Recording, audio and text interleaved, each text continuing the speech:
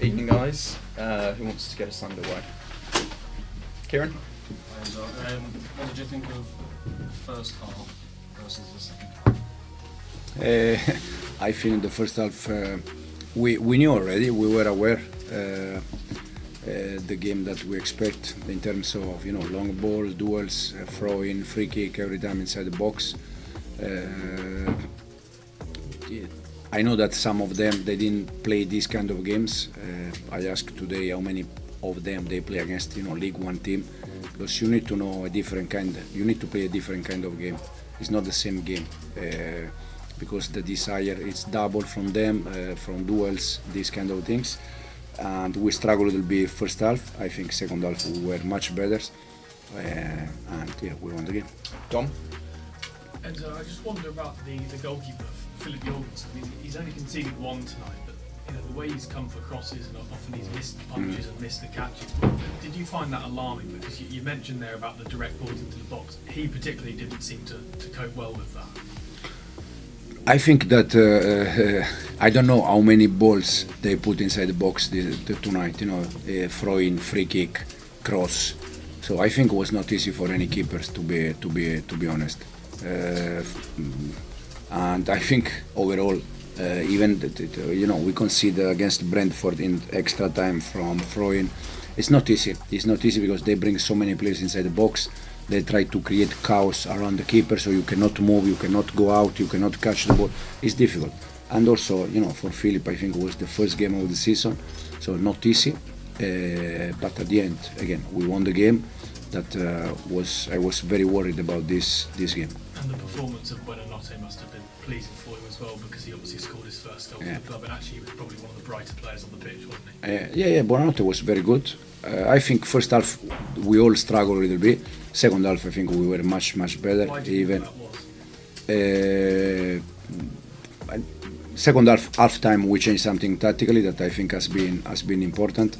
Jarell was playing in different position compared to the first half. I think we were also lucky that we scored immediately after the second half, but the structure, the shape of the team between first half and second half was completely different, and that probably helped a little bit. Jack? Enzo, you spoke about tactical changes and changing the structure at half time. Did you have to deliver a bit of a message as well?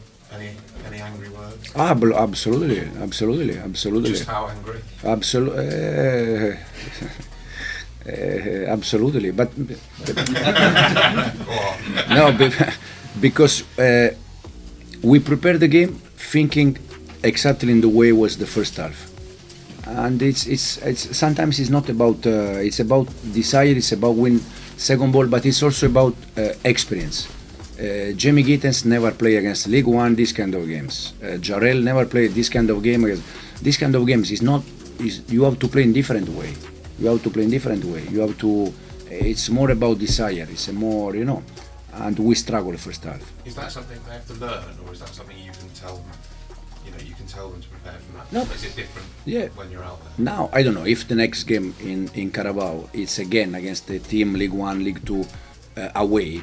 For sure, tonight the experience will be good for the next one. So we need this experience. We need also because already about the age, the experience, player that they never played this kind of games.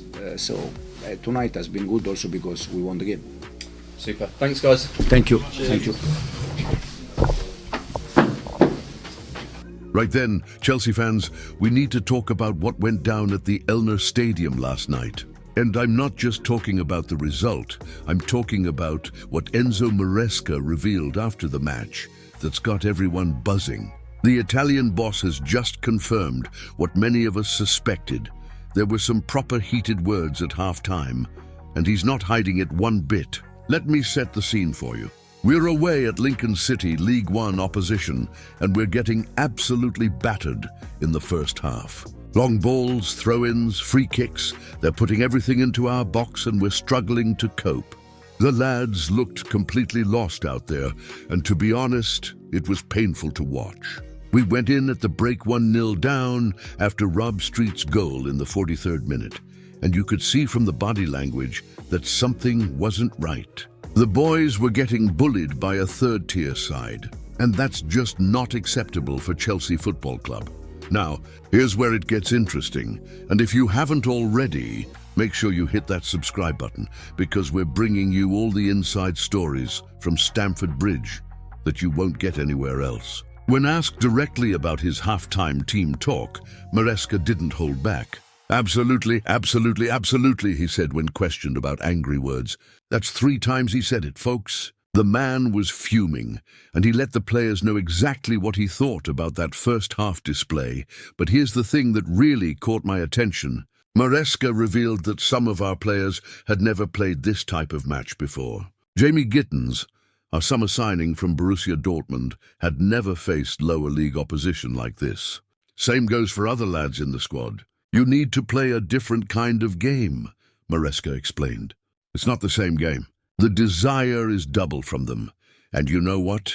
He's absolutely spot on. This isn't about pretty passing triangles at the bridge. This is about rolling your sleeves up and matching their fight. The tactical changes at halftime were massive as well. Maresca completely restructured the team, moving players into different positions. He mentioned specifically changing where certain players were operating on the pitch compared to the first half. And credit where it's due, it worked brilliantly. Tyrique George scored an absolute screamer just 3 minutes into the second half, and then Facundo Buonanotte, on loan from Brighton, added another within 5 minutes. We went from looking like a pub team to showing our quality in the space of a few minutes. What's really telling is that Maresca admitted he was very worried about this fixture. Think about that for a moment. Our manager, who's already won the Conference League and Club World Cup with Chelsea, was genuinely concerned about a League One side. That shows you the respect he has for the Cup and these types of matches. He knows football is full of potential banana skins, and we nearly slipped up big time.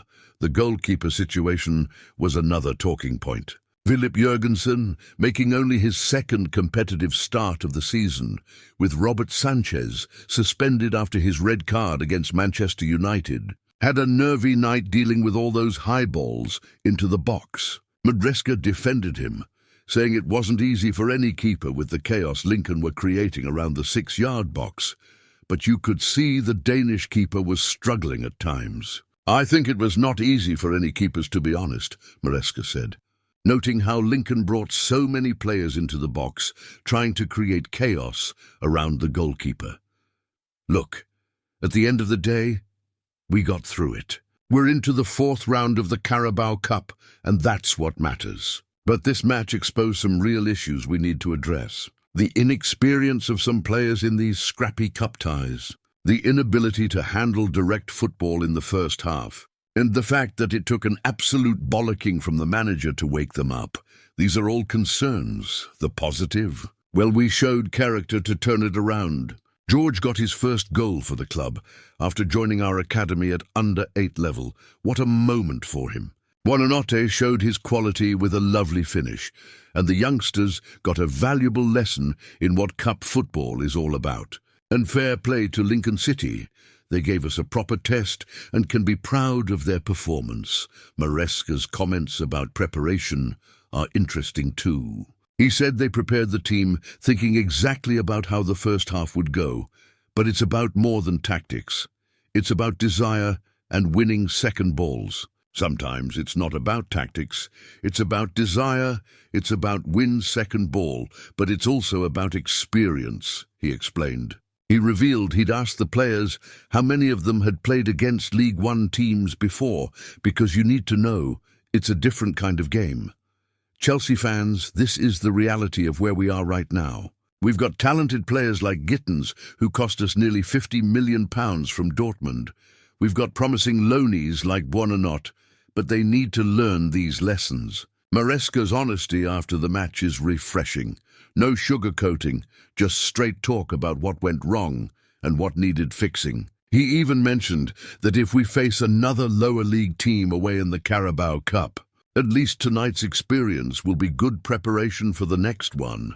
That's the mentality we need if we're going to compete on all fronts this season. We can't just turn up and expect to win. Every team will raise their game against Chelsea, and we need to be ready for the fight. The second half performance showed what we're capable of when we match the opposition's intensity and add our quality on top. Let's hope the lads have learned their lesson